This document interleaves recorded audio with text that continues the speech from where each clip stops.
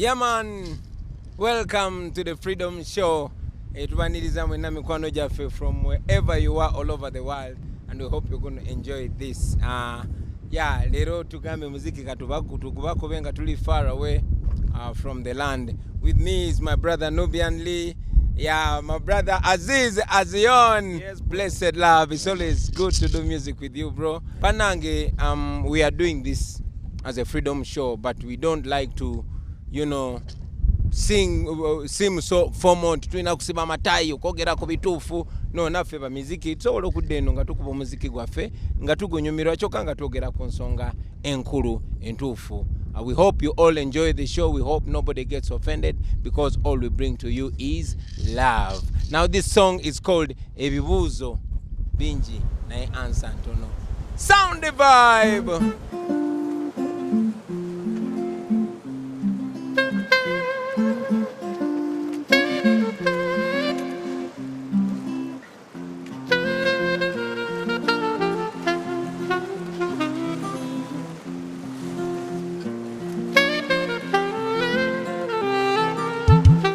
Newe nyimba lwa kunonya kamere naye nga bino byenyimba si bya masanyu bulira obulumi obunkolokota ku mutima konze kanzibero nzije mbyatule naye nsene kyuse nnyo bannange Mukama alabika nge yatwetama abaana baffe betuzadde balabye okuzikira enseno ejjuda ababbi bana abafuzi baffe banditulaze ekkubo mulimu gwe baliko omukulu kwako kabanansi bannamadiini Katonda be yali yesiga babira mu linnya lya Katonda what a mess but this way up in the community buli kimu kya bbeeyi kubako kyeberete n'ebizimbe bwe bijja bwe byokya abantu ebibuuzo bingi nga ansa ntono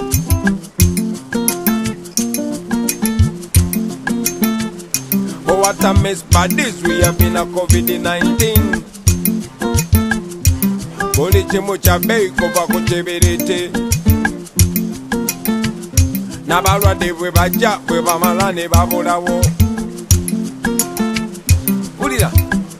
Kawakende no itira ko mu kibuga abakole nnyo bafuna katono ate mu bulumi abakole kitono be bafune kinene boy nange kyenebuuza munnange bakimbimbi kati be bwasaba wala bato abavubuka bato ne bawasa abakadde ne weebuuza ensonyi zadawe ennaku zino nange kyenebuuza munnange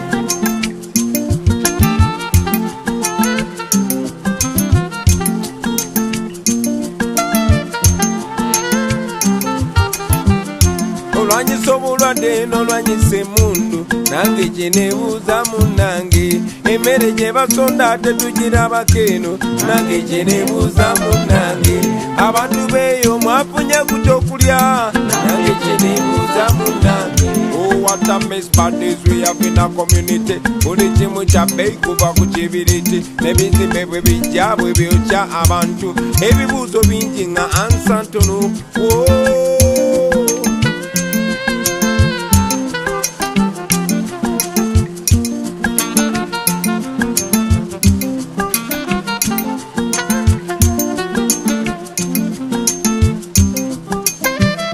Zenyimba lwa kunonya kamere naye nga bino byenyimba si bya masanyu obulumi bunkolokota mutima gwange konzeka nesooleyo mbyatule naye nsine kyuse nnyo bannange n'abasoma abatagana nga batasoma nsine kyuse nnyo bannange abalina lupiya nabo zibasanga nsine kyuse nnyo bannange nsine kyuse nnyo bannange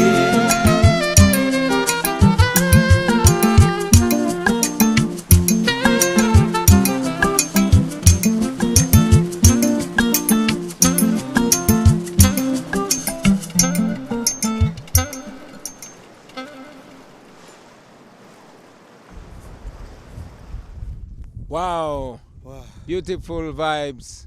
Yeah, welcome to the cruise katugenda kusanga bachali bafeyo ku One Love Beach tugenda kusinkana nayo mikwano jaffe naye music is an art not a science. You see science yo yabagamba 1 + 1 = 2 from music tusobola no gamba 1 + 1 = 10.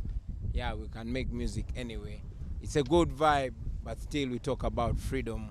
We talk about what we must do as a country. Many times I meet my friends, fellow artists, and they say, "Emwana Bobi wine going back to politics." Nengamba mwana, politics is not anything special. Politics is you. It is the decisions that are being made for you, whether not by you, but they're made for you.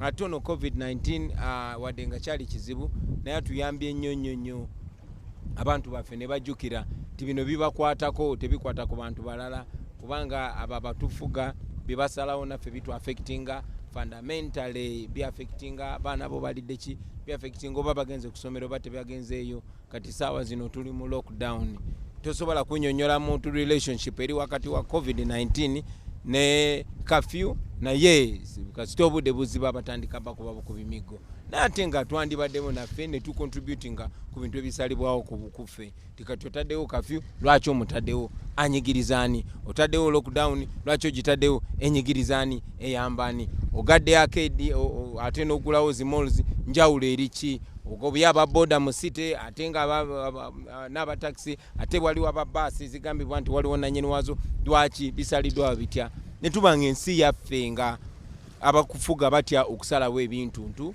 kubanga bijja ku affectinga. So we use music to communicate all this, and we are not the first. Fela Kuti, Christopher Sebaduka, Miriam Makeba, Ochegera Boy Wange, Balake Dube, Bob Marley, generally abantu bonna betukiririzam. They used music to communicate because Bob Marley say when music hit, you don't feel no pain. I take at your favorite artist. Kirabika fe tusigaddeyo kati okuyamba ensi yaffe kuba kati abantu abagira matayi bwe boogera amazima bagamba yo politics oyagala kwesimbawo naye gwe artist bweyogera ekintu ekituufu bajja kifuna mu love. So mukozese music wammwe mwana okwogera ekituufu. It's a pleasure hanging out with fellow artists. Era naffe twagala tubayimbiremu kana kayimba bakayita situka tutambule. Nawe joli situka tutambule. Dance the vibe.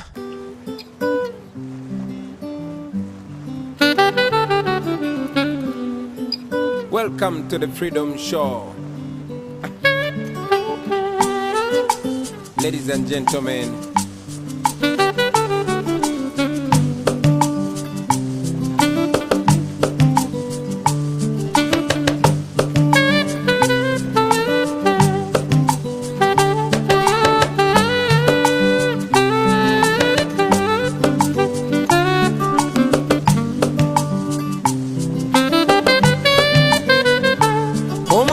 kumenyese naye nga temanyi munywanyi nawe kukumenyese abantu eyo gye mpitira bayongobedde bye basuubira nga byawukana ku bye balaba ate abalala bo ne babyetama banyigirizibwa ne babulako gye baloopa baabwe negye wandibadde olompera kibeera kizibu okufunayo obwenkanya kugamba tosigala wansi ensi bwe kusuula situkawo mangu tutambule mu nsi teri kyangu lugendo luwanvu situka tugende mu maaso situka tutambule embeera emalamu amaanyi naye topowa tugende topowa tutambule luwanvu bwe tulemerako tutuuka boyimuka tutambule embeera emalamu amaanyi temupowa tugende topowa tutambule lugendo luwanvu.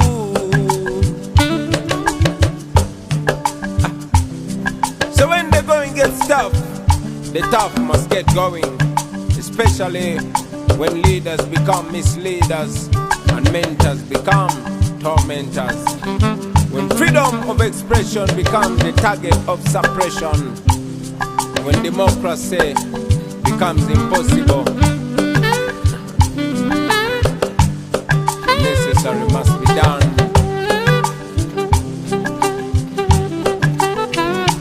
Emyaka gibadde mingi n'okunyigirizibwa nakwera kubadde kungi boyi n'essuubi libadde lingi nga tusuubira nti oba embeera nakyukamu wakiri ze kati kyenzudde enkyukakyuka gyoyo yamunange eri mu mikono gyo mwennyini kubanga oyo gw'olina omwessuubi amazima naye alirinamu gwesebo kale gwe buli bwona okwayimuka otambulire ebisoto byekubireko mu kkubo gwe buli mwono gwanona gatti ogwamamanyi balabira kugwe abalala obugobe bwoyitamu naffe bwe tuyitamu naye tulemerako paka lwe tunamalako omuliro gutwakiramu gusinga gwe tuyitamu gwe buliwo gwakuba kuyimuka ngale yimuka emera emalamu amanyi naye topowa tugende topowa tutambule tuluwambu bwe tulemerako tutuuka boyi yimuka tutambule emera emalamu amanyi temupowa tugende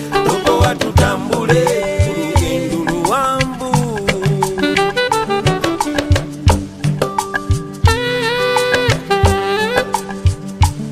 Ladies and gentlemen, Joseph Sachs.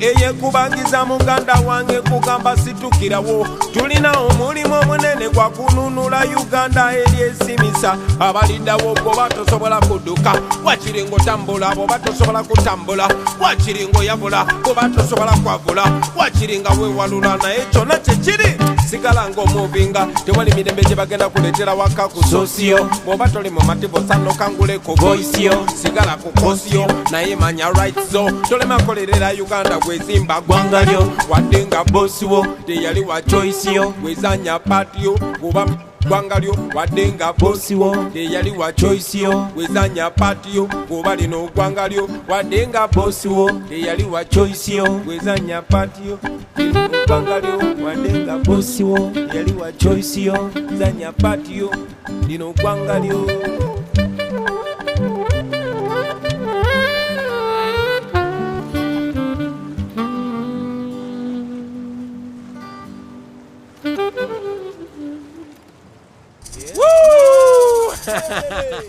Omanyi mwana Bob Marley yagamba omuziki ne bwe gukuba gutya tuyinza wulira bulumi. So it's a beautiful thing. We celebrate music on Lake Narubale, our beautiful lake. Named it Victoria. This is Lake Narubale. We are in a generation that is bringing back what belongs to us.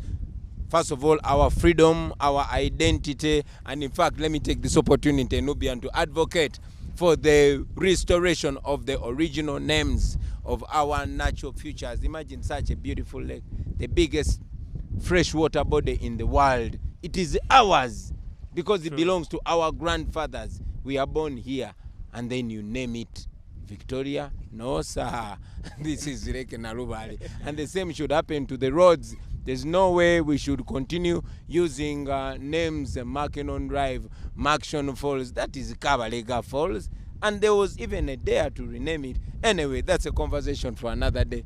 We should just be proud that we have a beautiful country, Uganda. Tunensi eyakabi wano osule kijanjalo no gende bibyo no komawe myezi ebiri maso no jawe chokulya nolya. So it's beautiful. However, he who is given so much is expected to him, or I mean from him or her. Katonda tuenensi akabi nyonyo Uganda na ate sometimes ofune chakabi ne chifuka blessing oba curse. It is our responsibility to make sure Uganda is a blessing to us. Like we always say, we twogera kumine ebintu twogera kunze oba ku Nubian oba ku Jose oba ku Aziz. No, everybody, all of us, not just the artists. As long as you are Ugandan, it is your responsibility. So when we send this message, we send it to Uganda. We call out on Uganda. Nubian mwana soko beko choba gamba wano ba people. Sakala baroze ndi nzemba amba gamba binozeka. Alali. Anti-proud Ugandans. Yes, Truly proud of Uganda. Yeah, this is our country. Teri wakawalala. Naye kimu kyenjagala okutegeeza bannayuganda tulina okumanya nti politics are governing buli part of your life. Nti yes, politics is in your livelihood. Day to day life. Nti sukali gwogula politics yasalawo. Transport gosasula mu taxi politics yasalawo. Rent gosasula landlord wo politics yasalawo. So fena bannayuganda okwagala eggwanga lyaffe tulina okukyusa obukulembeze bw'eggwanga lyaffe ne tuteekawo abakulembeze abalumirirwa eggwanga lyabwe, abakulembeze abaagala eggwanga lyabwe. Mukirabye mweno time ya corona, singa ddala abantu abatukulembera baali balumirirwa Munnayuganda. Kirungi kati mukiraye nti politics yasalawo buli kimu. Tuli waka kubanga bakulembeze be twalonda bwe batyo bwe basazeewo. So abo be mulonze be basalirawo ffe kati tulina okwebereramu nga tuteekayo abo abantu abasobola otubeereramu abalumirira Uganda. So bannayuganda tuzuukuke tutandike okunyiiga omuntu kasa akola ebikyamu abeere accountable to us kubanga ba leaders balina kubeera ba servant baffe. So leader yenayina avaayo n'agamba nti is not serving you, eyo sign twandibadde twasituka dda ne tugamba okay okoze ekyokola kati twagala abo abajja okuwuliriza ffe abajja okusavinga abantu bannayuganda. So bannayuganda twebereremu tuzuukuke tunyiige, tulina okuyiga okunyiiga obulungi bwaffe, humbleness yaffe, kindness yaffe, bano abakulembeze gye batwalanga weakness yaffe. Buli we balaba nga tuli easy nga bayisa buli kimu kye baagala nga bayisa nga babba buli kimu kye baagala kubanga ffe tubeera easy tusirika tetwagala buvuyo. Naye ke kaseera tulabire ku bantu abalala tusituke nga bannayuganda tudemandinge for better kubanga Uganda is an endowed country esobola otulabirira. We have everything. Kitegera etulabirira nga bannayuganda. Tetwetaaga genda mu nsi za bweru buli kimu ekiri wano singa abakulembeze baali bafaayo okulaba nti no bakolerera munnayuganda kulaba nga abeera ku top. It's not about individuals, it's about Uganda. It's about all of us. Kati Nubian ffe tusobola okweyagalira kwene ennyanja batunulira naye bwe bagahaabwe tunakwata Bobi Wine Nubian baleke bakole ebintu byabe baveewo ennyanja mwana abavubi bajano ne babakuba amasasi abantu ba bulijjo and yet tulina oginyumirwa ffenna tolina kubeera Bobi Wine oginyumirwa. Waliwo olinga jajjamu ekigulira amagala eddiba. So let's love Uganda. Kana kayimba bakayita Uganda. Dance the vibe.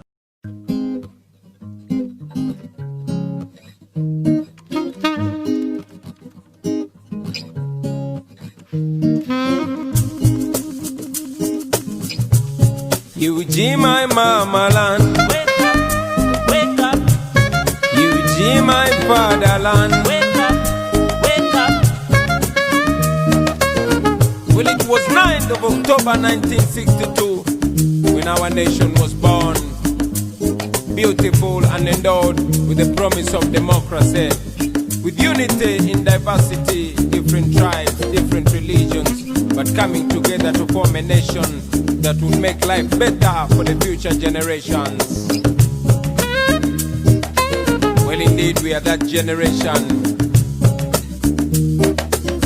We are the grandchildren of the independence generation, and oh yes, we are the grandparents of the future generations.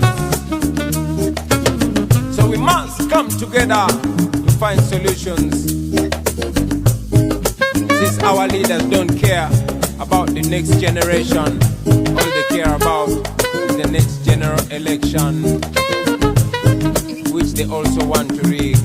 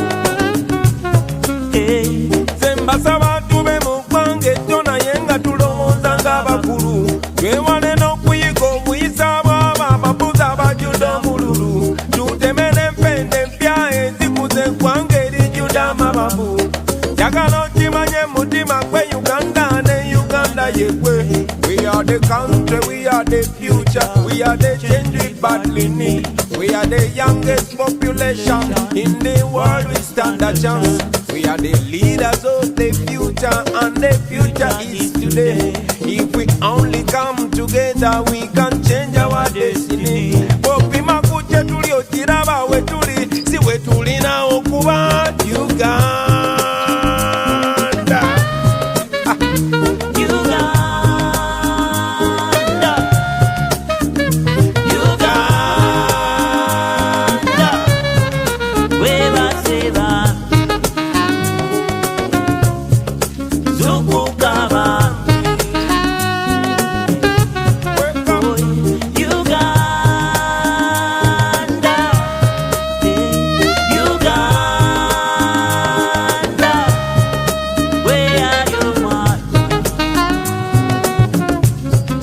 wekati tata, wekati mama.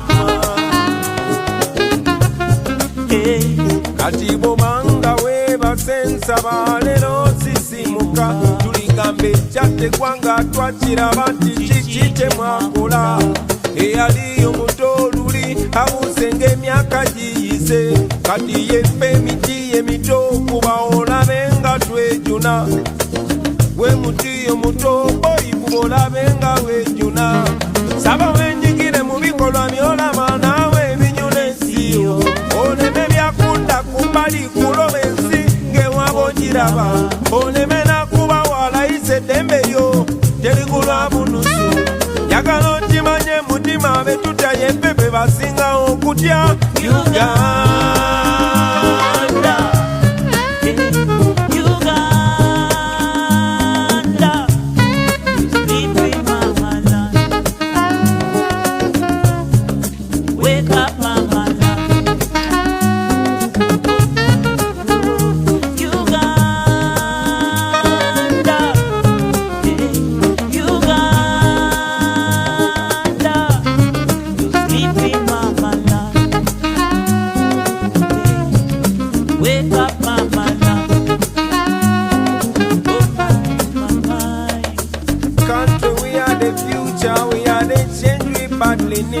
We are the youngest population in the world. We stand a chance. We are the leaders of the future, and the future is today.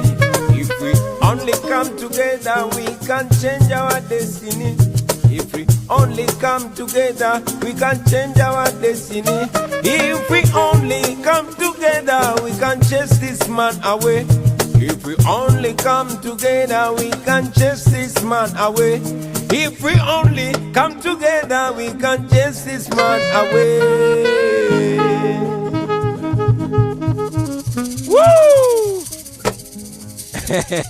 Atenga byaddala. Yes, man. If we come together, we can change the course of history. We can change our destiny. We can change the way people look at us. Once upon a time, we used to laugh at people who came from Zaire, which was known as Zaire then, Congo, under Mobutu. We would laugh at them and say, man, I cannot imagine somebody ruling over me. In fact, misruling over me for 20 years. What? No way. Ngatugamba mu Uganda tekisoboka. Well, it has been 35 years, yo. 34 years and counting. Plus. It's coming to 35 years. And the same dictator is ruling over you, is ruling over me. Okay? So it is important that you wake up. It is important that we wake up and say the necessary. Ensonga yokalo akigolola tasobola kusanga gwe nyama yalwo nakuba engoomi is kubanga amanyi nti waliwo answer, waliwo ekijjo mukwata naye. Otherwise twandibadde nga abamanyi be balya. Kati tulina okujjawo ekyo nti omuntu ayina emmundu asobola okuba omuntu emboko zonna zayagala. Tiwa LDU bamuwadde emmundu asobola okukola kyonna kyayagala. Tibali abakwate emmundu balina no aba bakwate emmundu ffe tulina bafuga. Ffe abasasula omusolo ayina kukuuma gwe ng'era mumulaba ne muloopayo mwe bakasitoma okitegeera kye ŋŋamba. Yensi gye twagala baganda bange. Yensi gye tulina okubeeramu. Tetulina kubeeramu nsi nga tuli shy, nga tetuli confident. So enjoy this show, but you know, this is going to be more of a conversation as we sail. This is a freedom show, but we talked about these things and we sing about them to make sure those who don't listen to the talk, at least they can listen to the music. What kind of Uganda do we want to build? We want a Uganda that makes all of us equal. Zenawe nga tuli equal under the law. When we do something good, we are rewarded. Nga tukulabira ku kyokola sigwe oli mwana wani sigwe oli mwana wani. No, in a Uganda where somebody is defined by the content of their character, not their tribe, not their family, not who they know in revenue. You know, we want a Uganda where you'll go to revenue and see a national character, not only people that look like each other. You know, we want a Uganda where you look at the police and the army and all, you know, government institutions where people don't look like each other. Because even here on the boat, Muganda is a Munubi, Oli Mugisu, Oli Musoga. I mean, that is Uganda. That was the deal in 1962. This nation should give equal opportunity. But now, man, there shouldn't be that rampant tribalism like we see. Banji tebagala chogera ko naye mwana nze njja byogerako kubanga nze ye style yange yakubabulira mullo. Kubikuba mutochi. No bikuba mutochi. Rasta said something, man. Sakala mbere nga nze njogera zika. Yeah, man. Ngaye mulinde omukulembeze wagambye. Tuyigo okulaba nga ensi yaffe ebeera ng'ensi ezo endala ze twegomba okubeeramu. Ku by'obugagga bye tulina mu nsi eno twandibadde nga tuli ku level nti abantu abava mu nsi endala bandibadde bava mu nsi endala ne bajja ne bakuba ebyeyo wano nga ffe tuli balangira, tuli bakabaka balangira, kubanga we come from the Pearl of Africa. Wano buli kimu ekitandikira. Ti byonna we should be living as kings and queens mu Uganda. Tuleke kubeera ba slaves. Naye currently batufuula ba slave, tuli okusavinga just ka group kamu ak'abantu ab'omukwano n'abafamily ab'Oluganda nti bo baasalawo okufuula Uganda faamu yaabwe. Tulina okuvamu eyo mu mbeera twebereremo. Ate okiraba Rasta. Yeah, man. People see and understand what we're talking about. True. And they want a better Uganda and they know they can get it, but they are scared. Okay, they want to go to heaven, but they don't want to die. They want to become physically fit, but they don't want the pain of the gym. So if you want to get what you've never gotten, you must do what you've never done. Okay, you must break your fear. Nze kyali ono wamuyitanga byekwaso mwana gwe nalabirangako yalinga wakabi nnyo yagambanga people want to go to heaven but they don't die. Ngati yasoma nnyo nga abeereyo waffe mu kyalo naye ngali very intelligent. Era manyi nti waliyo babyekwaso all over there. Muyigirize abaana ba ghetto. You never know you're inspiring the next leader. So dance that tune, Rasta.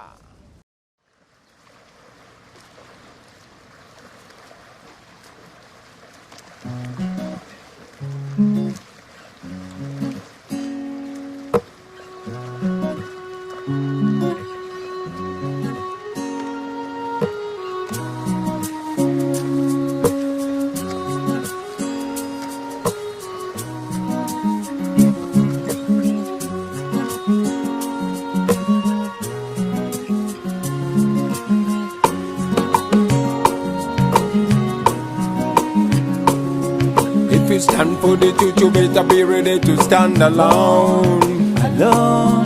If you stand for the truth, you better be ready to stand alone. Alone. If you stand for the truth, you better be ready to stand alone. Alone. Stand for the truth, you stand alone. Ewaffe gye nakulira mu kyalo wabangayo omusajja yalinanga ssente nkumu. Byekwaso yali wakabi mukanoni nga lwalabikako bayita wamu n'effiye. Naye gekinewunyiza ku ssente ze yali alina Byekwaso yali tapowa mu site. Nga n'oluusi bafire bwe bakyala yabakwata ku mukono n'abaleetako mu geto. Era nze okuva mu buto nayagala nnyo bwe nkulame nga Byekwaso. Olumu ze namusalako nemwebuuzisa nayo kikola otya Byekwakyo. Yaŋŋamba bw'oli kulobere nga nze ssente z'olifuna zireme kufuula muntu mulala.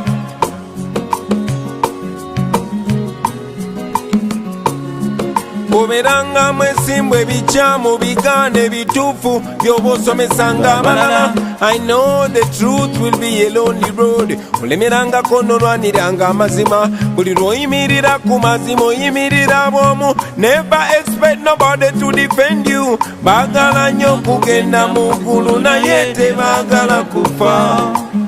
Baagala nnyo kugaggawala naye tebaagala kutuuyana. Baagala nnyo kugenda mu ggulu naye tebaagala kufa. Baagala nnyo enkyukakyuka naye tebaagala kusibalo. But if you stand for the truth, you better be ready to stand alone. Stand for the truth, you better be ready to stand alone. Alone. If you stand for the truth, you better be ready to stand alone. Alone. Stand for the truth, you stand alone.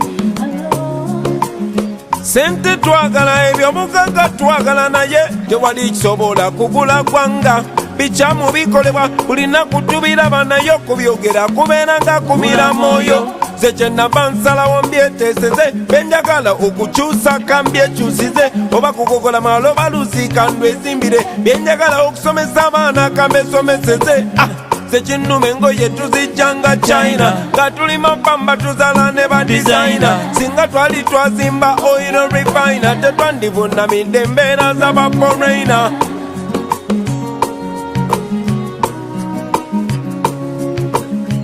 wabula oli buli wakufula beeka ajja ne mu makago nakukolera amateeka twagala nnyo okugenda mu ggulu naye tetwagala kufa twagala nnyo kugagawala naye tetwagala kutuuyana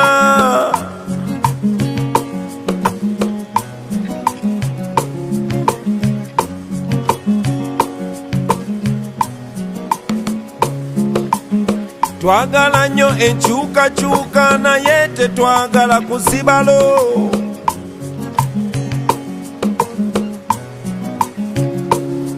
If you stand for the truth, you better be ready to stand alone.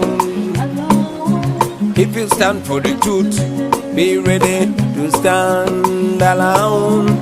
If you stand for the truth, you better be ready to stand alone. I say if you stand for the truth, you better be ready to stand. Last verse. Kati nze nva waggulu ngamba nti Uganda ebisinga byavunda gwe bwoba nekyokkiriririzamu kiyimirirangako bw'omu nga bw'oligwe era bw'otankuula ng'olutalo nga weesize mukwano gwo mba nkusaasidde ebo abatujubisa ate ne batulabisa kale osaana obeegendereze kati amazima ga mutima gwo gulwa ggwanga lyo mutima gwo na mwana wo era nze taata yaŋŋamba labirira famire y'omukyala n'abaana bo manye nti banja bakuwagira but if you stand for the truth you better be ready to stand alone. If you stand for the truth you better be ready to stand alone. Stand for the truth you better be ready to stand alone. If you stand for the truth you better be ready to stand alone. Blessed love.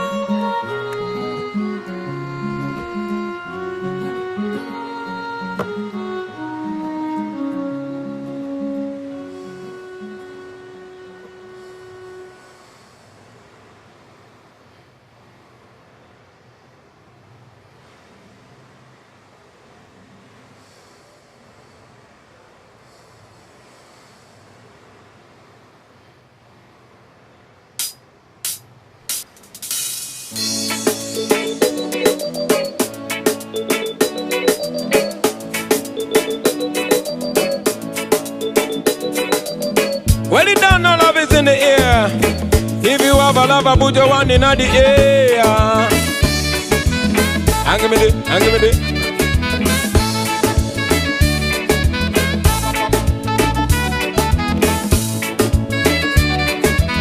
Hang me there, hang me there.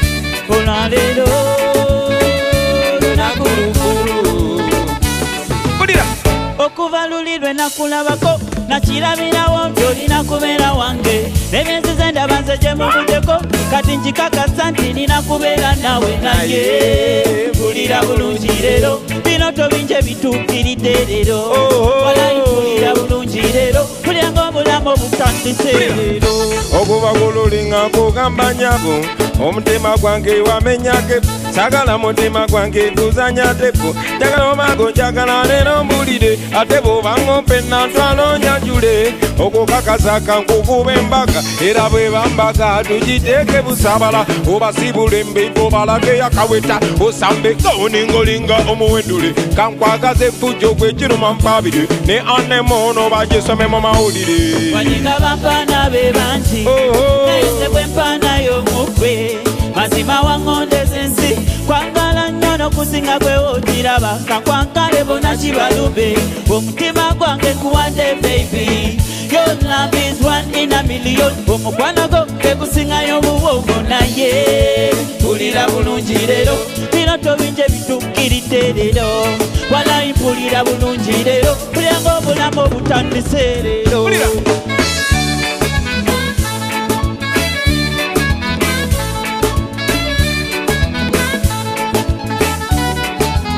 Nera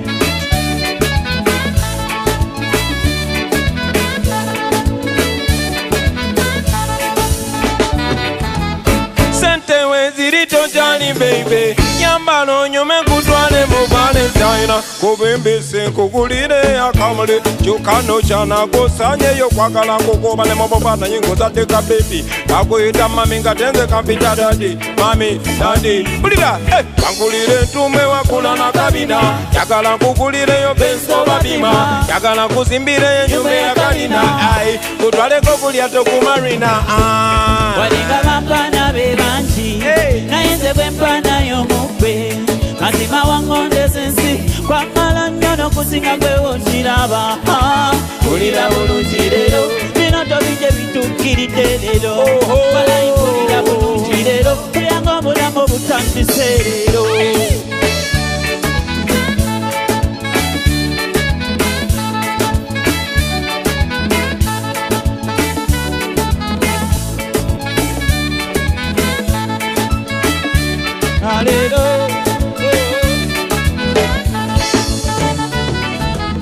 Sente wezirito jani baby yambalo nyume kutwale mu Valentine.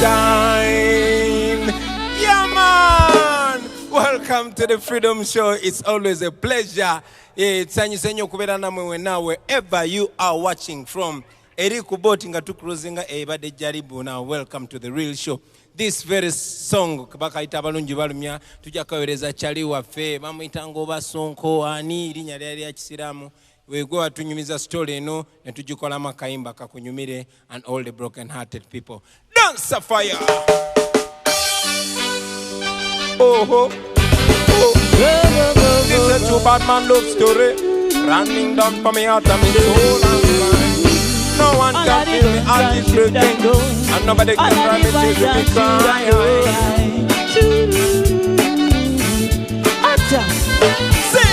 Mazima nzute kituufu ekiri mu mukwano omukwano gunyuma gye gukoma okunyuma gye gukoma okukula boy golo omukwano guluma gyokoma okwagala omuntu n'omwewa mazima abalungi balumya n'omwesiga nd'omwagala nd'omutima n'ogumumalirako abalungi bayiwaani mazima ogenda n'osangawo omuntu n'omwagala nga mazima nye takulinako gakulako mweddalu gwamu amaanyi owulire sekomye kati nze nange yaliwa n'omutima gwange gujjudde ebimundu mmwe bitagambika nze nakaaba nataaga najula n'okunywa obutwa banagera bweruma. Yes you may don't believe me when a bad man swear if I run into a love affair.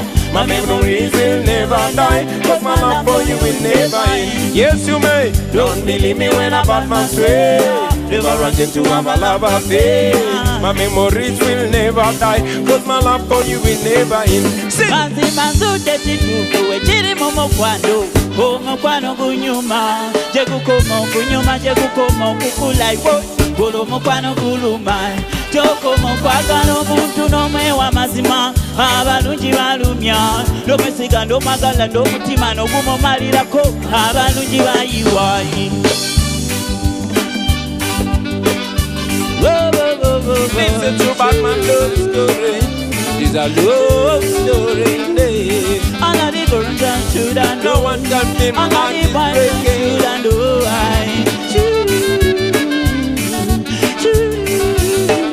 Yes you may don't believe me when a bad man say if I run into a love affair.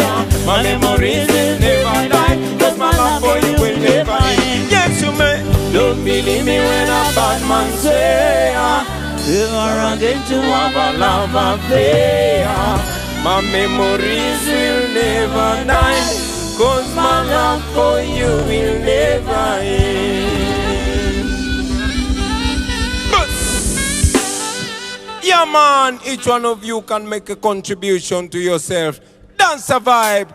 kana kaimba bakaita osobola njagala kabanyumire mwena naddala abo abaana ba ghetto ab'enyoma okubanga bakuzala mu katanga oba ozalibwa mu kyalo bwenotandika okwezala wa mwana ngolooza tosobola. No way! Me is a ghetto youth too, but I'm right here. So now we get it. This song is meant to me, is meant to inspire self-confidence.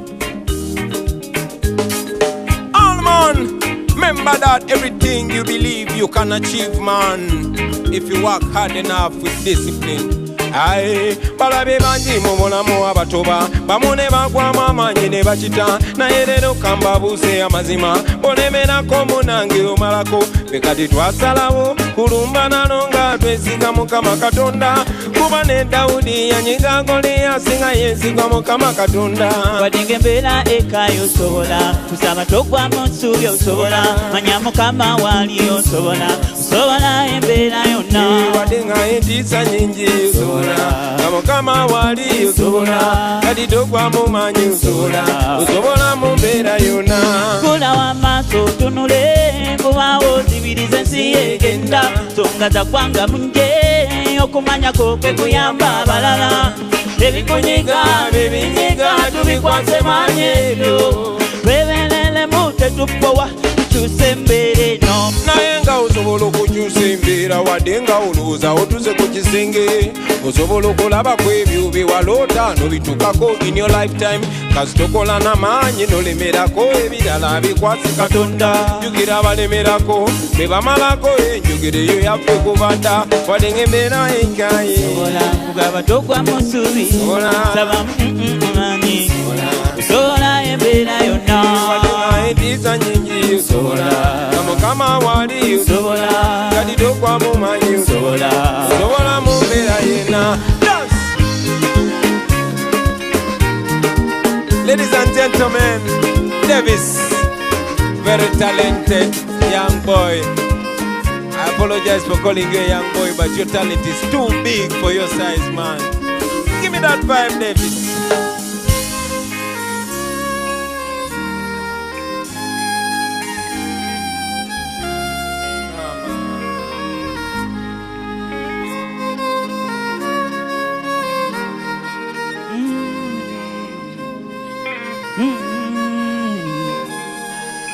Dance. Abadde bakulimba Sobola abawoza tolumba Sobola Katonda talimba Sobola manya ye defender Sobola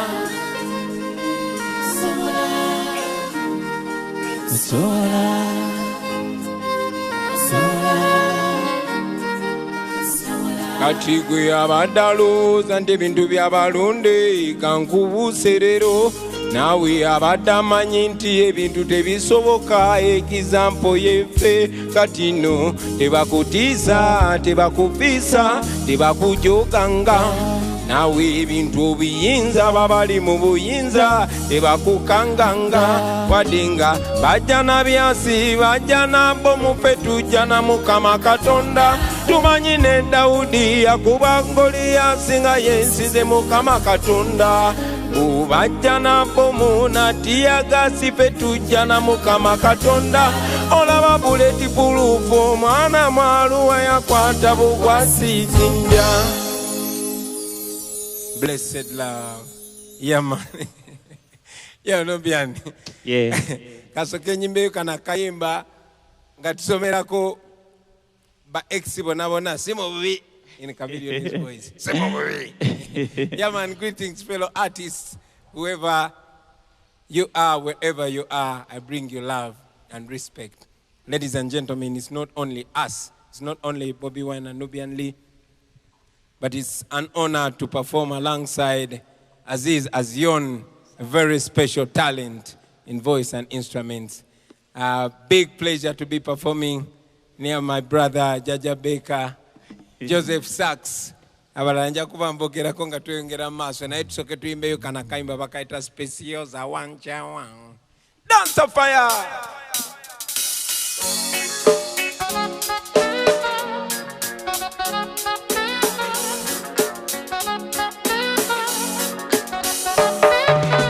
Joseph Sachs yokozotya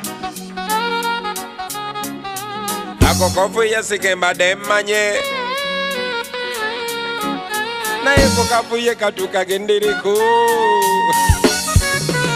kubanga guno gwenkubye si gwe mulembe gwa luli guno gulimu olu Facebook live balina ebiwala mwatwe ebidiba bitya nga kubigendako bubi obeera wakutya ulira anyumiza omuwala gwe nayagala yabeeranga akamoca mu community bamuyita sipesiyo zanataba naye nayagala sipenzi neserebera bacalumo nanjabulira nenegayirira sipenga tabiwulira gakuma bibi nkukamite olondaba ebyange byenabiwete mumwoyo nga nze nazikite yaŋŋamba don't worry just pass the feeling sipenziyo zawancawa naye mubyaddala olenganga eyanyamba singa walite wanchawa nandisobodde funamu kazana nzimba sipenziyo zawancawa naye muka katonda mugolonze wanyamba singa walite wanchawa nandisobodde funamu kazana nzimba naddamu okumulaba nga eyali sibe tosobola kumutegeera nekanyini teyetegeera ewajajayibo mu kimumba seryeri wansi yenasembayo musanga mwana muwala yayiga n'okonya karanga tuli ne batayi bange tuli muswaka tunywana byaffe tuteredde yekaziza zimbidde akudde nette bizibu olwona yakalidde ondowooza ngalaba musana konze gundire katongo babikadde emusomera kuba ku bya jimi bwe yanjagalira nga tukyanga n'ekyaga bamumpisangako mu shoti pajero nembonaabona ekigo nga kalira piro nenkoga nga sikyalya wadde naŋŋamba don't worry just pass the feeling sipenziyo zawancawa nalinganga eyanyamba singa walite sipenziyo zawancawa naye muka katonda mugulu nga wanyimba singa walite wancawa nandisobodde funa kulya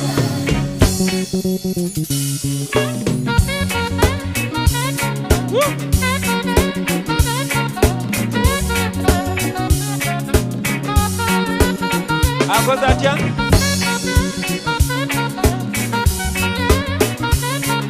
ye mama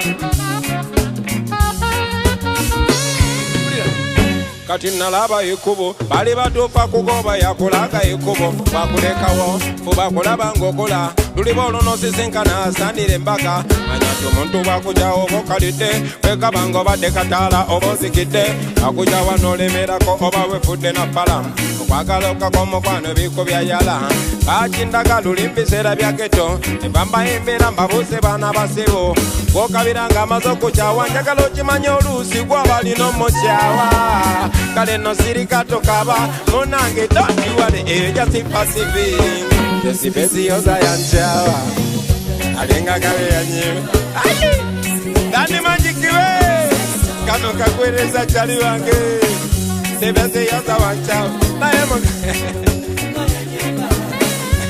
yakube mpola mpola.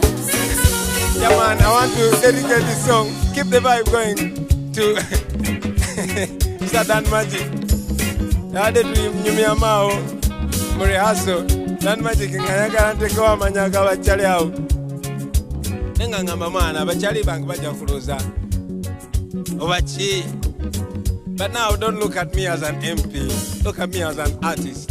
Because Kuanga Paper artist, we make a satire out of everything. That's what makes Chris Ogon funny. That's what makes Spire funny. That's what pushes the very noble message far and wide. What would you say? So kadimwe bachali banga bali eyo. Mumanya mazima. Yeah.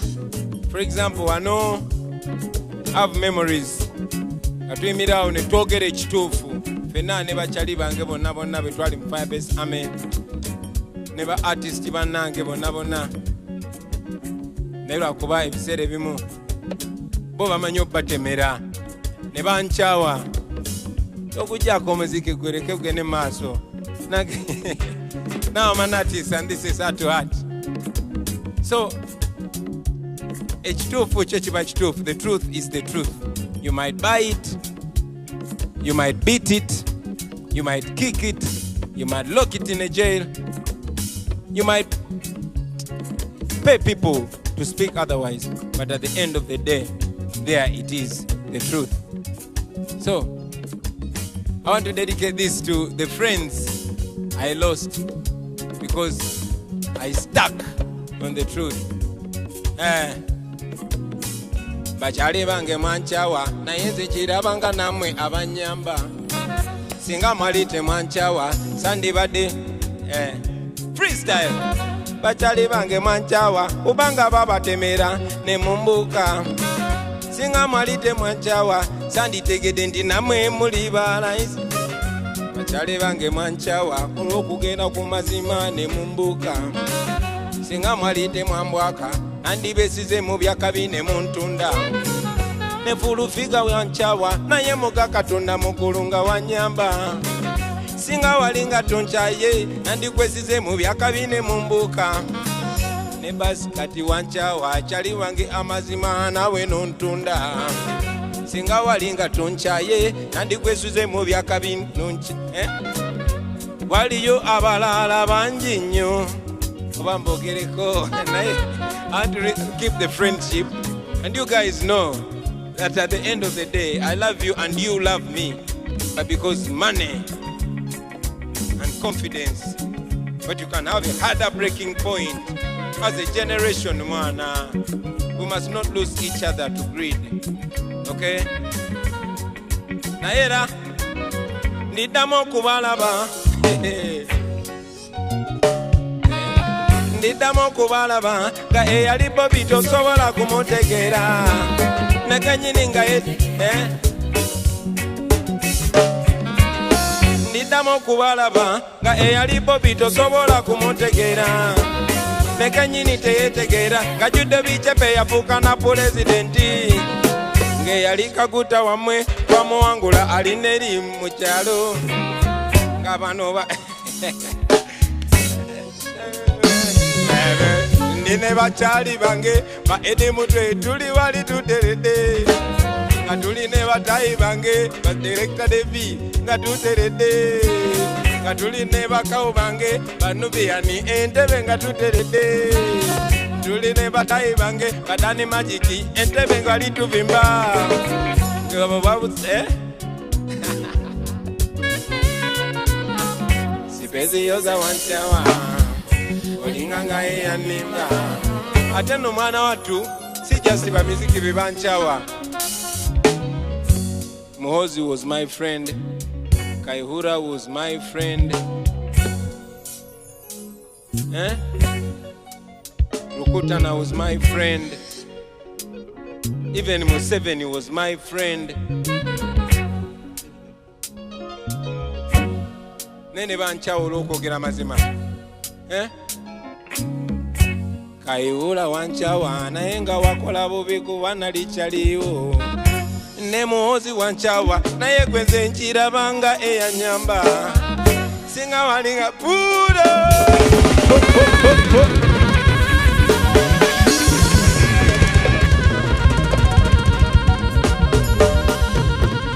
that's a fire. Yeah, like I said in the beginning, please don't take offense. I'm an artist and we turn everything into fun. It takes maturity not to take offense of art and a little bit of comedy. Welcome to this show, ladies and gentlemen. We are here at One Love Beach in Busabala. Yeah, and this particular place is called Radio Corner. Omugenzi Moze Radio yasigako yo paint kuma injago yagalanga nnyo wano ekinewunyisa nti ba legend balina ebintu bibafaananya. In Uganda we've had two legends abalina outstanding voices. That was the late Paulo Kafero and the late Moze Radio. Naye kati luli ku quarantine show I gave respect to Moze Radio, and now that we are blessed and honored to be in his presence, ye tumwadde ekitiibwa ekimala. Olwaleero I want to respect the great late Paulo Jobo Kafero. I've not commented about the goings on, but I hold him in very high regard. Kana kaimba kubirako mwana zizi ku ndongo ya Kafero awo tujijamingemu Just. Ladies and gentlemen, Evamita Zion. Woo!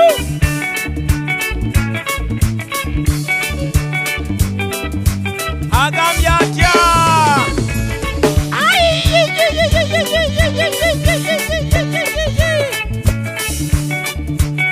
Representing for Paul Kafero. Kino chene amanga kalombolombo kange echo kujamba imbiringi binyuma. Ni mwana wa wano ero mubando mutendekeo wadala muganda ochagulanyi. Temumbusa busane mubika byabaganda nsibuka mukyajjajja wange Kaira. Kabube tumbi mukirone ngenda musale kanzigulira tabola abantu bakika. Obeera butalaba okuleka wali muganda ogwate n'okozesebwa ng'omunene. Mukyawule okusosolo okukuba kumanya musayi gunga nenda yetugatta ya nakalama. Ni mumalirivu nnyo okuviira ku kyantumu okulembera abantu bange. Ni mumalirivu nnyo okuviira ku kyantumu okulembera abantu bange nsobola. Ngumidde n'okukubibwa nange bwagye nasibuka era nga ne mu makomera nze nsibibwa. Ebigambo ebijweteke ebijja binjogererwa nabikwasa musumba wa Katonda. Ebigambo ebijweteke ebijja binjogererwa nabikwasa musumba wange Katonda. Njiza obuyimba bungi gasinga kubira mu lulimi Luganda. Ne mu maaso g'abakama bange nimwetwaze nnyera nga ngunzi. Njiza obuyimba bungi era nga nkubira mu lulimi Luganda. Ne mu maaso g'abalonzi bange fuba okola ekituufu era ngonze. Siyinza kweyisayisa kikungu ebyo bibaka wange nga ngenze. Singa eyo yeyali eneyisa mwendi pawo yambiri mpagidde mumwe ebyo. Mama Azizi baba tokwata ku ndonge.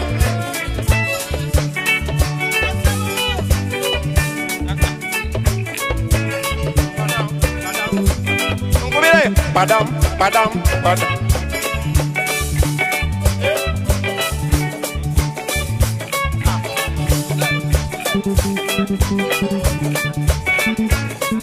Tuba munange nnyo kano baddo kalaba tuba gachali wange kano baddo kalaba tuba munange nnyo.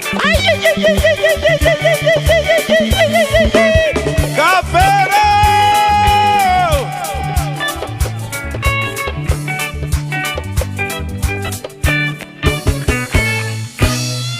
Nabude yokamocha jemo changa zinyambala manesa danzi zikutapira njiri. Navuka moto mala mobana basibi ya lomo foye wesa dazo nageto nakola chi. Nga mukombo mirani nyenyeza nobulyanga zengula bando lemogeto nga bakwata kutama. Balika banango ne Yosefu mayanja nga katufuira pege tumamuleche mubuja. Twali bachiwako feno kusinga agambe ata twali bachiwako nga edi mutwe nga betukusanga manjenwa engomi tukubazouma. Twajugi kibuga twafuwa machi twadigoma ebiwala banange esebo.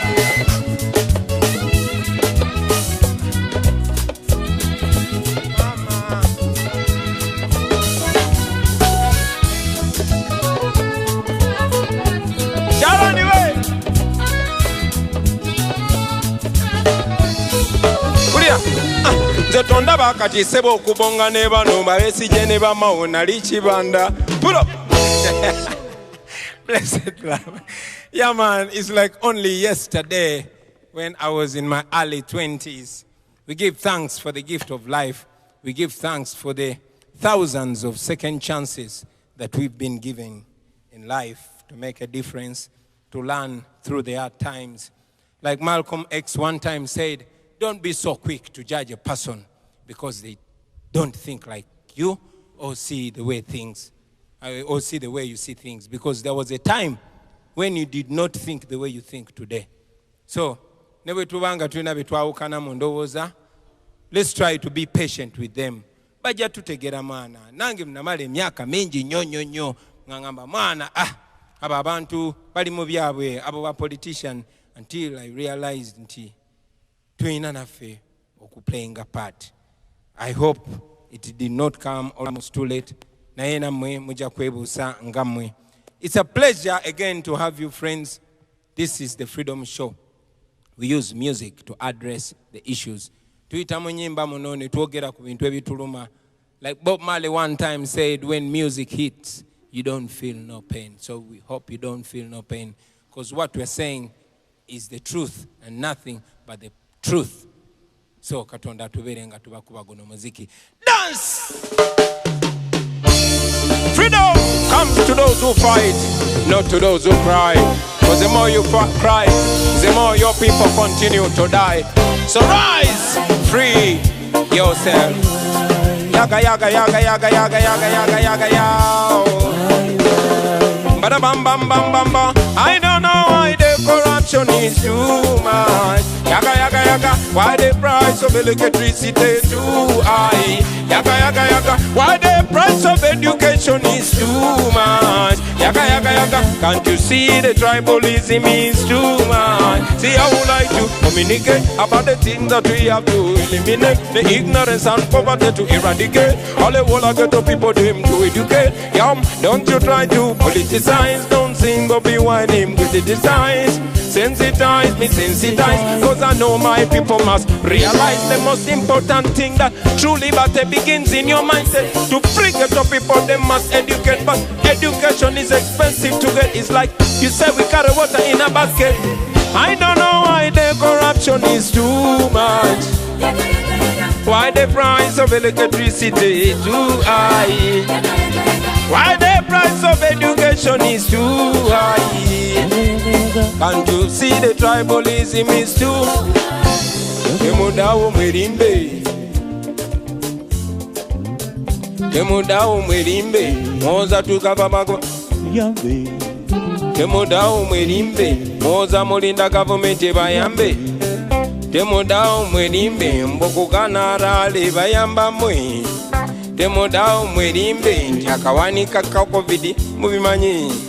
Temudao mwerimbe, nga COVID bamukola mu musimbi. Temudao mwerimbe, bano COVID bamukola mu musimbi. Temudao mwerimbe, mbu scientific bichi.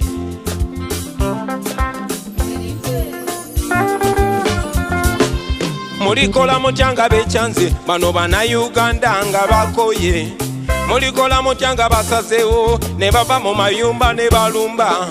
Mulikola mutyanga banyize nga abana b'Mali bwe banyize. Mulikola mutyanga bechanze nga abana b'e Misiri nabo bwe becanga. Olikolota bechanze nga abana ba Kamfole bwe bamugoba. Olikolota bakugobye nga Omar El Bashir bwe bamugoba. Olikola matyanga bakugobye nga Taliwo Gaddafi bwe bamugoba. Olikola batyanga bechanze abana ba ghetto nga bakoye. Olikola obutya ne bakyalibo nga bakukoze akamugabe. Olikola tyanga bakoye abantu bonna bonna nga gomoto wa family y'omusalo gw'omwezi tegumulisa kumala wiiki kumwezi. Akawunga kemugaba tosobola nakukawa nsolo gwe. Ebijanjalo byemugoba tosobola kubirisa mwana wo. Amata gemugaba namwe mugalaba. The truth we speak, nothing but the truth. One drop like that, one drop like that. Katika mbyogere. Huh? Listen. Bwemutuba mu masomero fizi tusasila zimu. Naye emirimu gibera gy'abalondemu. Abavubuka baffe betting gwe mulimu. Magala ekibuga. Zi arcade ne muzisiba. Zimolo mwana watu ne muzireka. Omunaku yanyigibwa mu COVID. Omugaga nga mwete bimkwatako. Emotoka eza gavumenti. Abantu bamwe be bazivuga. Emirimu gya gavumenti era abantu bamwe be bagirina. Ebifo mu polisi abantu bamwe be bagirina. Ebifo mu magye nabyo abantu bamwe be babirina. Esente za COVID siraba bwe zilongosa mu malwaliro. Tell them. Are you ready?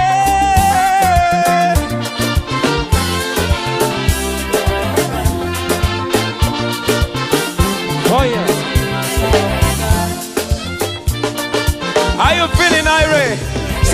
Greetings to all the fighters, all the freedom fighters, wherever you are. Keep strong. Keep strong. Keep solid. Keep pushing. Freedom is near. I don't know why the corruption is too much. Yes, man, freedom will be the ultimate prize. The price has been paid.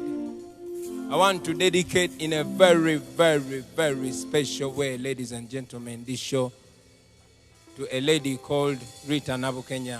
She was murdered by the police as she was coming to court to hear a case. Now, here is the story. Today, the president and the Electoral Commission are banning public rallies. They don't want the message of freedom to reach the people of Uganda. They claim we should communicate on social media. But hey, once upon a time, the government presented a proposal which became a law and put a tax on social media. The president was saying social media is used for Ugambo, but I know that social media is the mode of communication where young people meet and talk. Many of our young men and women don't have jobs here. They go to the desert to look for greener pastures. The only way we can keep in touch as family is through social media. But he put a tax on social media with all due respect to the president. And now, when me, my brother Joel Senyonyi, my brother Raymond Mujuni, my brother Apas, my brother Nubian Lee, my brother Dan Magic, and very many other brothers and sisters like David Lewis Rubongoya, like Roy Semboga, like Chairman Nyanzi, decided to go and protest against this tax because it was immoral. Young people use the internet to communicate. Right now, I am performing to you on Facebook, on social media, because it is our only way we can communicate. We are first world brains stuck in a third world country. In fact, this is not a third world country. We only have third world leaders. Anyway, we protested against the tax. Many of us were arrested, like Julius Katongole, like Nyanzi, like Eddie Mutwe, like Selecta Devi, and were taken to Luzira prison. Later, I was also arrested and arraigned in court for protesting against social media tax. So Rita was riding to come to court and stand in solidarity with the brother because she was putting on a red beret. She was deliberately knocked down by a Uganda police car, and they killed her in the full glare of surveillance cameras, which you and me pay for. The police said that happened in front of a camera, but again, later on, the police spokesperson came out and said the footage has gone missing. Anyway, I don't mean to bring back sadness, but I want you to know why I respect and celebrate Rita Nabukenya. Sister, rest in peace. Fetucha Pamba na tucha chikuba. Dance and next fire. This song is called We Are Fighting for Freedom. This is a message to the government expressing what's exactly on the people's minds. Wako ebinyigiriza obulamu bwaffe mazima mutumalako eddembe lyaffe Uganda yetambula yedda mabega mutuse n'okutwetamya eggwanga lyaffe mulimba mutufuga bubi nnyo nammwe kale tetuganye mwalwana mu nsiko naye gwe omwana gwe wasanga nga tannazaalibwa kati naye yazaala nadda kino mukiŋŋambire muzeeyi abamutuukako ne bazeeyi banne bamugambeko n'ensonga nkyamu nnyo gyalemeddeko kati eggwanga lyonna lyetamwada amazime yalinga demokrasi mwagibuluka kati yafuuka na hypocrisy. Yes, eyalifana meto change mwagizalawa mugifudde no change. Ensonga ez'abalwanya zonna mwazibukako namwe mukolabira ebyabali naye nga yo constitution yaffe ejja kuddawo nga tumaze okukutwala embiro. I say we are fighting for freedom. Bana Uganda bali ku mawanga, we are fighting for freedom. Bagala kukoma waka Bana Uganda balusude mwakaba Baya siri na balala. Alright, listen, second verse. We are living in a time similar to the one of slave trade. This oppression is worse than apartheid. The gun is the master and the citizens slave. The fall of Africa is bleeding. Question, what was the purpose of the liberation when we can't have a peaceful transition? What is the purpose of the constitution when the government disrespect the constitution? See what you're doing to our nation. What are you teaching the future generation? See, our leaders become misleaders. See, our mentors become tormentors. Fighting corona but fighting with guns. I said, we are fighting for freedom. We are fighting for freedom. Bana Uganda bali kumawanga. Urane baboy, demupo wa baboy. Freedom means that everybody is identified by the content of their character, not by their second name, not by their tribe or religion. Freedom means that even if we don't think the same, you don't have a right to beat me. Freedom means all of us are treated the same, rewarded the same for the same work, and punished the same for the same crime. Freedom means all of us as citizens of a country, as members of society, deserve the full respect. So, in brief, what we are fighting for is not just positions. All we want is the same. And this happens to all freedom fighters all over. We might differ in strategies or techniques or approaches, but our ultimate goal is the same: complete freedom, complete justice, and complete equality. And that we are going to get. Kalino okununule gwanga chituka katako abana ba Uganda fina. Zira muntu okununula eggwanga mulimu gwaffe abaana ba Uganda ffenna. Era manya nti bw'otunuulira ebikyamu n'osirikireyo oliddemu ensi y'olukwe. Naffe abakulwanirako gwe n'osirikireyo beera otusadase. Ono omusajja tumutya buti naye nga twakuŋŋanye. Nkiddamu nti tumutya buti naye nga twakuŋŋanye. Blessed love. Blessed love. You see, ladies and gentlemen, we all fight for freedom. And I must say we credit it to those that came before us. On this show, I want to send respect to all the freedom fighters, particularly here in Uganda. Dr. Besigye, Norbert Mao, Jenumugisha Montu, Dr. Paul Kawanga Semogerere, and all those other politicians. But I also want in a very special way to recognize the role played by the great late Christopher Sebaduka, Fire Rutaya, and all the artists that have been singing about issues, respect in all aspects. You inspired us, and now we are here to add our energy on the noble job that is being done. So nobody can do it alone. We must do it together. We are young people who come with so much energy, so much youthful energy. But again, power is nothing without control, so we need the guidance and counsel of the elders. That means we must do this together, the young and the old, the male and the female, the rich and the poor. We must all be united forces of change. Dance that fire! To all the freedom fighters all over across the divide, remember that unity is strength.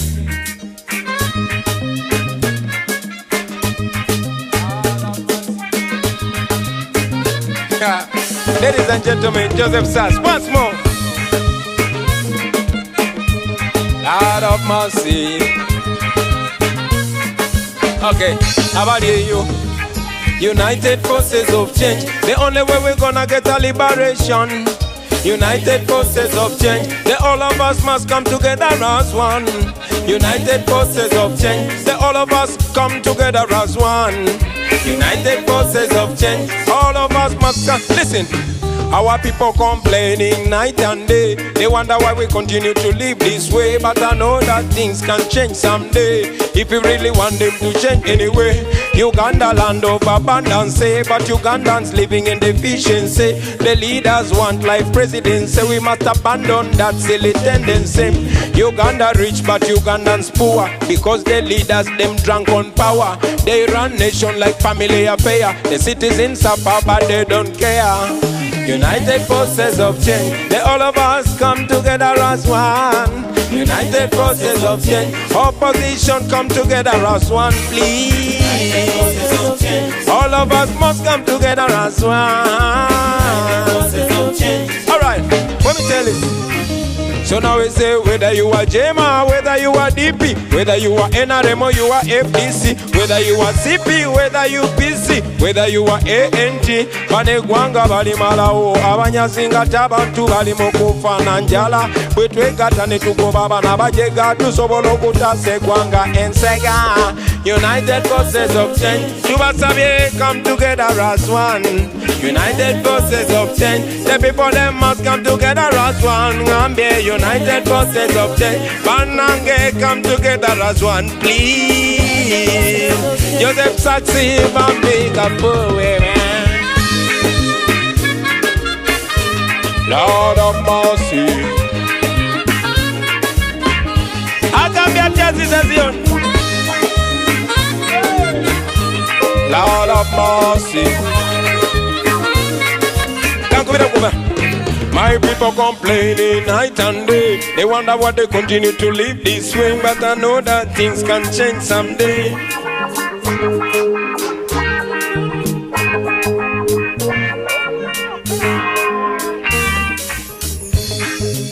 Where the best? Where the best?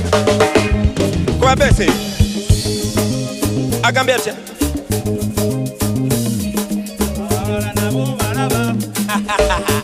I can be a abalala na bombalaba simana obo balaba na embalaba. My people complaining night and day. They wonder why they continue to live this way. But I know that things can change someday, if you really want them to change anyway. Uganda rich but Ugandans poor, because the leaders them drunk on power. They want nation and family affair. The citizens papa. Lord, I must United forces of change, the only way to get a liberation. United forces of change, people come together as one. Whether you are Eastern, whether from Eastern, whether you are from Central, whether you are Eastern, whether you are Northern or you are Western, whether you are Islam, whether you are Christian, whether you are culture or you are Rasta. Blessed love.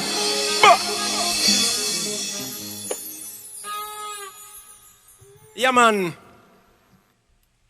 Like King Selassie one time said, until the philosophy that holds one man greater and one man inferior on account of anything, skin, color, race, tribe, religion or creed, until that philosophy is finally and permanently destroyed and discredited, it will be war. We might not fight violently, but we shall fight to the end. The beauty about it is that our fight is a legitimate fight. It's not a secret fight, it's a public fight. It's not a violent fight, it's a peaceful fight. Because the people are fighting against are violent. And we know that violence cannot stop violence, only peace can do that. Darkness cannot drive out darkness, only light can do that.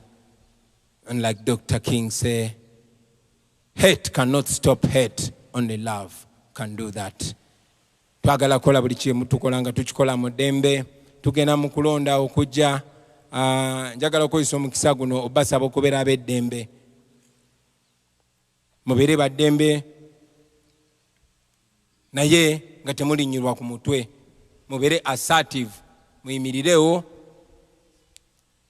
1 musewe eddembe naye nammwe mubanje eddembe kubanga muli baddembe. Buli kintu kyonna kyonna amateeka gaffe kyekogerako gakuwa bw'eddembe nga gwe omuntu wa bulijjo. So n'okulonda kuno twagala kubeere free and fair, nga kwa mazima na bwenkanya ate nga kwa ddembe, kubanga okubula ebbula ly'amazima n'obwenkanya lirijjawo eddembe. You know, you cannot have peace unless when you have justice and honesty.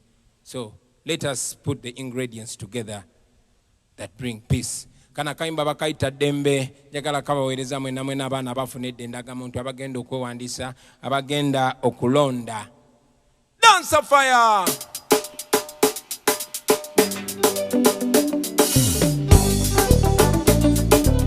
Aramasi. Ani akajukirako? Neto waliruddawo ebiseera ebyo.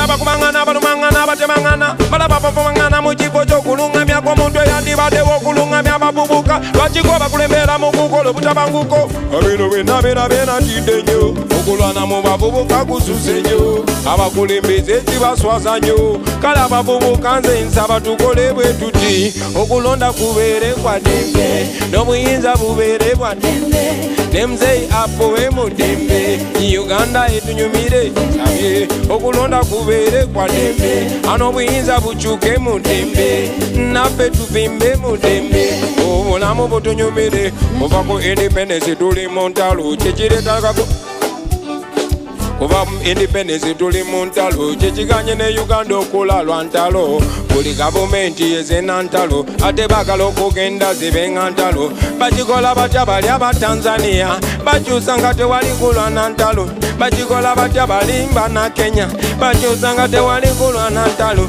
bakikola batya bali ye tewali kulwana ntalo lwaki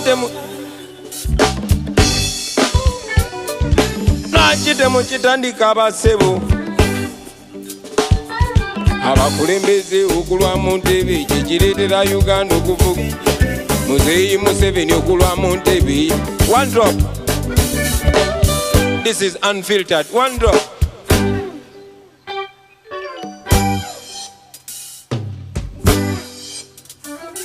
Kuva mu independence tuli mu ntalo kyekiganye ne Uganda okula lwa ntalo buli gavumenti ejana ntalo era baagala okugenda zibeere ntalo bakikola batya bali aba Tanzania abakyusa nga tewali kulwana ntalo lwaki temukitandika abasebo mwagamba kyekyabalwanyisa entalo lwaki temulabira ku Mandela ye yavuga kimu n'atabendera muzeeyi Museveni okulwa mu ntebe ye gwaleetedde Uganda okufuuka eddebe buli ayogerako bamufuula mulabe nze mwalo wakatonze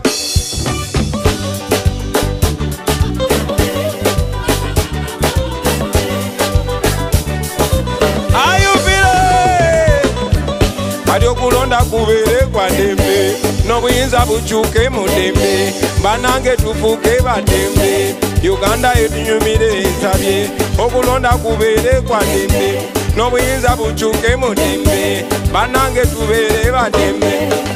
Wando gano ge mazima gali agakawa abasinga bagatyanyawo ano ge mazima gali agakawa gwatanakimanya kati nkubuusa boy obanga odala oyagala Uganda ne mu bikolwa okiraganga tuzimba omusingi guyambe Uganda n'abaana baffe kwe balirabira bamanye ky'omuntu okugenda mu buyinza tekikyetagisa kuyiwa musaayi bamanye ky'omuntu okukuuma obuyinza tekimwetagisa kucunya banne bamanye ky'omuntu okukuuma obuyinza tekiteegeza bamanye ky'abantu beesimbawo abantu ne balondako abantu beesimbawo amateeka bwe gabagamba ne mwami byabakama kana kayimba kakunyumire ne bakyali bo bonna nammwe kabanyumire manyi nti mukola amateeka era bino mukimanyi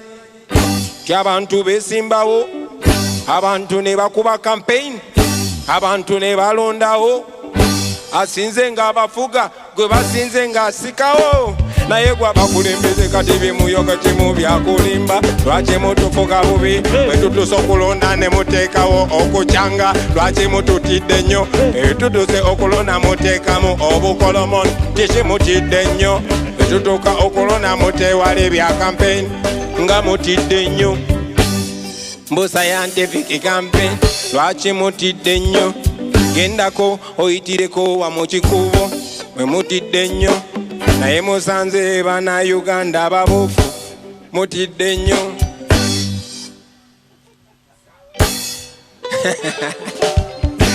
okulonda kubeere kwa ddembe obuyinza bukyuke mu ddembe muzeeyi agende mu ddembe Uganda etunyumire esabye okulonda kubeere kwa ddembe obuyinza bukyuke mu ddembe bana Uganda tubeere ba ddembe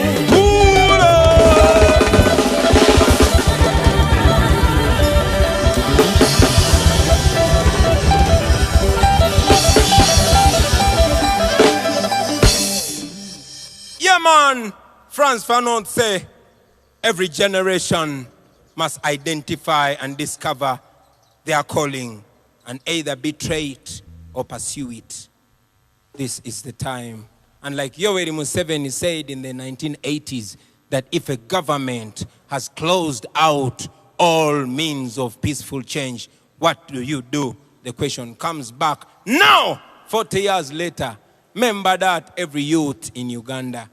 Bus!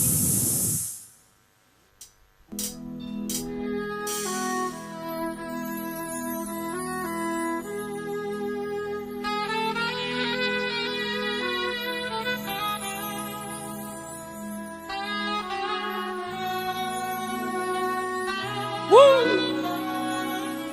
Come in, Nubian.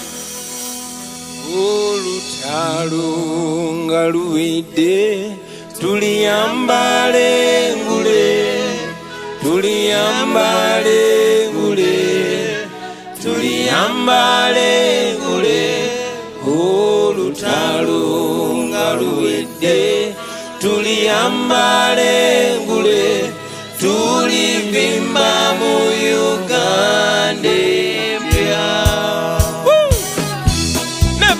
Never and never again shall it be. Kana kaimba kandi nyumye nga Dr. Hildaman Nessa babadde basuubiza okubeerawo naye baŋŋambye bakwatibwa trafiki nemanyi balaba nabo live. Sing! Olutalo nga luwedde tuliyambale ngule tuliyambale ngule tuliyambale ngule olutalo nga luwedde tuliyambale ngule tulivimba mu Uganda empya. Tuliyambala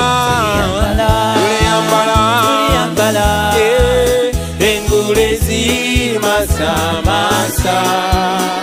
olutalo nga luwedde tuliyambale engule tulivimba mu Uganda empya. Obusosoze nga buwedde tuliyambale engule n'enguzi nga ewedde tuliyambale engule n'ekibataka nga kiwedde tuliyambale engule tulivimba tuliyambala engule zimasamasa olutalo nga luwedde tuliyambale. Bano si be bayali Manisuru wala wano patu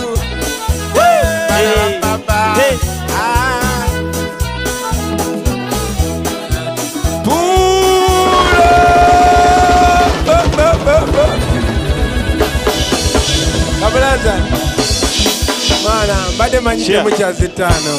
Respect. Yo. Batu baba. Blessed man. Okubi akapale olinga atali wenna kifuma. Yo, Patrico. Mwana nga senyi super. Mumaze ko mutya. Solo. Tubadde tukakubye. Big up. Yeah. Simanyi tukyali live. Yeah man. Blessed. It's a pleasure. Yeah. Dr. Hildaman, Amazena Salako. King Saha, respect. Mukulike yo mana. anti obudde mwana bututwala biki tukola tubadde tukakube naye isache pleasure abwe muyingiridde mu ngole mwenyini kayimba baba kati ffe katumala obba kubalaga mumudde wali mu mbati yamwe muguwome bwe baba. Come back again with a tune. Kadem bakadem buto bwana muyingidde mu time dance.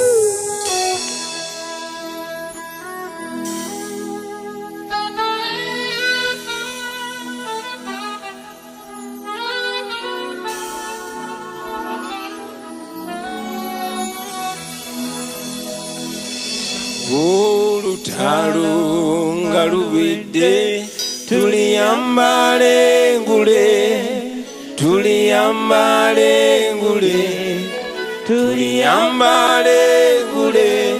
olutalo nga luwedde tuliyambale ngule tulivimba mu Uganda empya. Never and never again shall it be that this beautiful nation will continue to experience the oppression of one by another and bear the indignity of being the skunk of the world. Yaga ya. Olutalo nga luwedde tuliyambale ngule olutalo nga luwedde tuliyambale ngule tulivimba mu Uganda empya. Tuliyambala engule zimasamasa olutalo nga luwedde tuliyambale ngule tulivimba mu Uganda empya.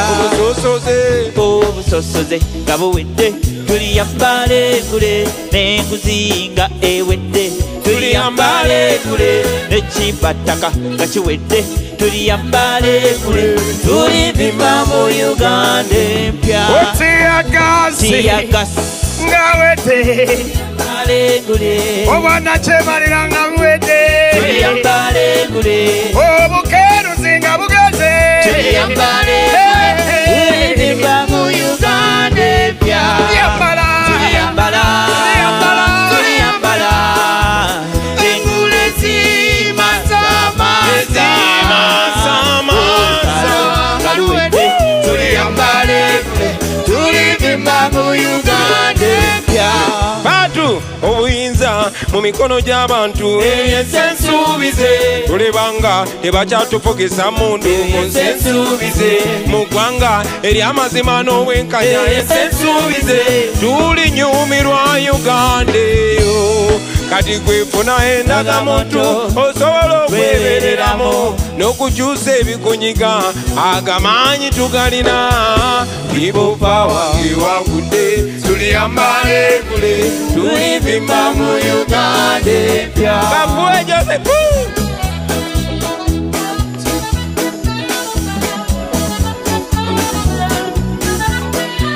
ani ayimba basi ya Irene Ntale ani ayimba ya Bugembe. Sing sir. Omusolo nga gukendedde tuliyambale ngule abalimi nga tufunye akatale tuliyambale ngule wenga mu nsi olina eddembe tuliyambale ngule tulivimba mu Uganda empya. Tuliyambala engule zimasamasa nga luwedde tuliyambale ngule tulivimba mu Uganda empya.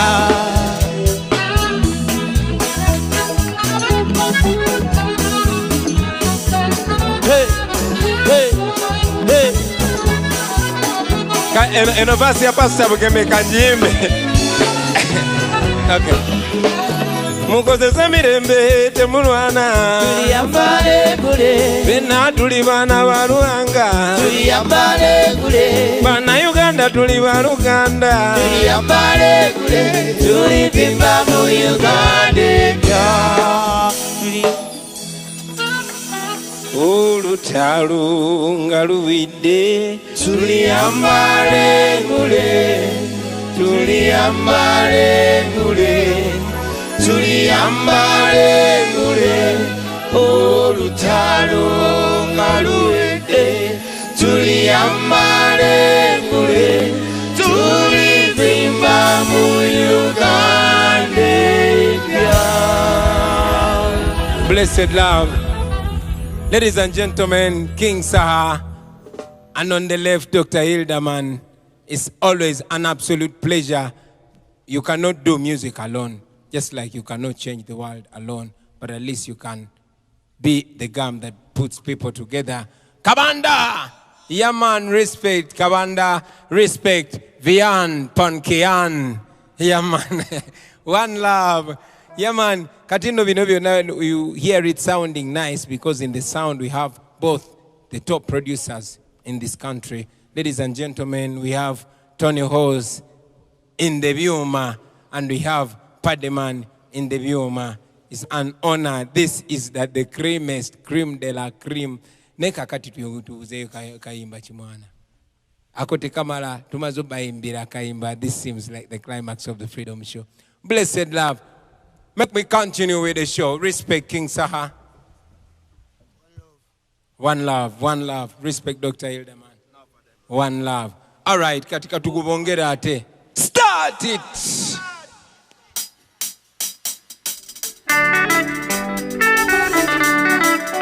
Hey alama. Hey alama, noi, noi, noi, noi. Hey alama. Amasungu buli wingala banze ya see sunshine. Nendo zabe chibera baby nga you are mine. Kubano liwe na kusanga nga tuli moda. Nenkuza batu zineko nawe omunyiko squeeze. Kakuba chingamba, ulabika nga tampenda. Baby manya buli choyenda. Zenchikuwa kabono nenda. Ay, one day you say it is on the kanya, another day you say it is in Muge. One day you say you are on the Parak, another day you say you are my UK. Anya de pingo itiri mochinya olinganga dai ni mobile. Na yenga chanega, ejana chanega mama. Singana lingi na waka huku, nani bade nangi ni amasabu. Mugame chanega, chanega mama. Singana lingi na waka huku. Cheza batolo vera kubana balala kubana kewete. Desere moto wakwe mulisa nyona yenga wakawali. Wonda monjereka bombido mutini na ewatu mwende. Papa trigo balaba papingo munyama na ewakawamba. Dolo mwakwaniza sete namala natumuga ngete. Obulungi bobuzanaze ono mwana nyirira mpanze. Basika mpulira nsanuka babekola mpulira mputeza amazoke kakumenyoni bao bao bao naye nga kyalenga ekyana kyalenga mama singana lingi nawakawo nandibadde nange ndi amasafu kyalenga kyalenga mama singana lingi nawakawo nandibadde nange ndi amasafu.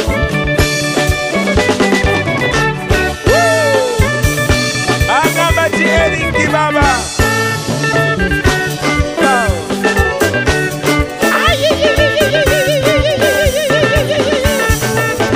Nebola bando kopyange ya miraka sidi manjika mukwano. Nebole tazigulenda zikatapira wano kosichabo. Ebole tabirole byati ya gazi zempano nomana. Unu imano molonji kwesibide abalalamba buse. Eranda ina muganyabo konjagade abalalamba chaye. Yetuka, yetuke na ye mutute wange. Mama chalenga, chalenga mama. Singana lingi na wakaoku nandi bade nange nyamasabu. Chalenga, chalenga mama. Singana lingi na wakaoku nandi bade nange.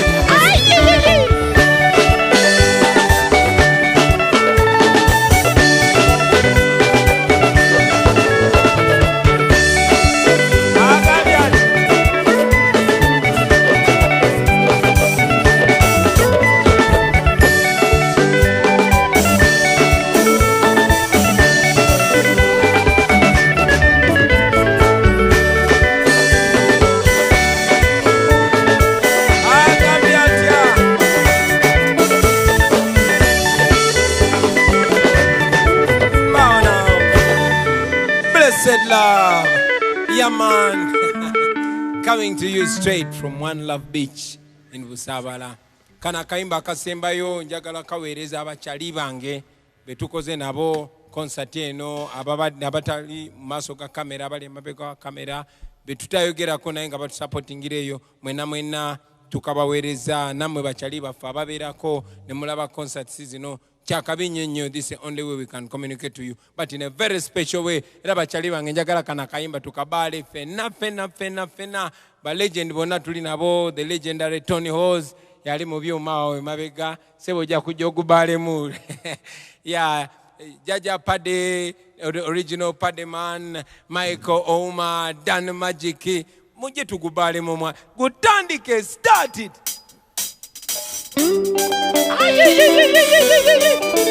Baba mukumenyeke Ejo Nemolo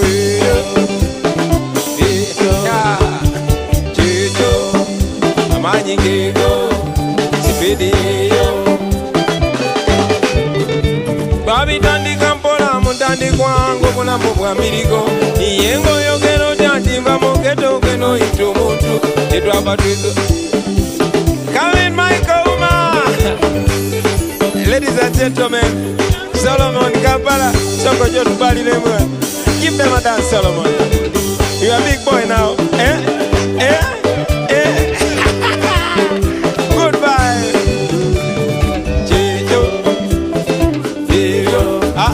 Taps ko camera, Django ano taps ko camera. Django lemo. Django na kamera yo. Jejo, amanyi kego, sipedi yeyo. Agamiada, jejo, amanyi kego. Selecta Devi. Give them a dance. Jejo, Devi yo. Amanyi, mama yao. Manager John. Jejo, baby yo. Jejo, amanyi kego, baby yo. Uria. Twami dandi kampola mutandi kwangu muna miwa mirigo. Iyengo yogero jatindi mudongo no itu muntu. Chetu abatwesola yone tweyogera kongo mulu miwa mirigo. Abantu bakuwa basibwa nabandi basibwa naye tetwakowa twakoma netukusa ensonga wenjogera ntyonayogera nozaga tyoziraba ensonga sukali keko nesimanyoga tukongere amanyi Jaja Pade. Ladies and gentlemen, the legendary Pade man.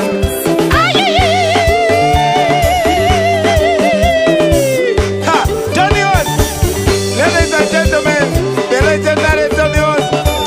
Kimujana kamera. Oyo yeze pisaze eba. Yawera mu kamera na yawera fumbe bya kabiri. The legendary Michael Uma. Get them. Akakanzu keko. Ekanzu yeyo. Kayuganda keko. Nekakala keko. Jejo. Sharon, you must give us some dance today. Ladies and gentlemen, a long time backup artist, Sharon. Jejo, Kadansi Keko, Bambi Jejo, Jejo, Sipidi Yeyo, Amanyi Keko, Don Sharif Naja, Jejo, Amanyi Keko. Okay, second verse. Twajigalo mukulu tababe chiri mukwango kutuchanga. Twajigale Nubian tajano nakubaka dansi. Ani ayala ku Nubian ngazina dansi. Omunubya kaya walaga kadansi kalaba amazima. Omunubya kaya. Lebedi kego, letimanyo badi ngere. Amanyi kego. We want to thank you for watching. Abantu no babera nebu dance. Patrico. Chum. Kadansi keko. Mama. Kamanzi keko, kadansi keko, keko. Hey, hey, yes sir. No manyi bwe tutaba wano. Kati tulaika tutabuse. Saka nyate kugenda mu spiriti ya pere yaba muziki. Mundekere mwako ba MP banange. Abantu bandekere mwako ba MP. Friends, it's a pleasure being with you on this show. We call it the Freedom Show. Nera na fetunyumirwa. Tubadde wano ku One Love Beach Busabala. Mwebale nnyo, mwebalire ddala. Mukama b'omukisa. Bulira. Kajeko be. Blessed love. Thank you very much.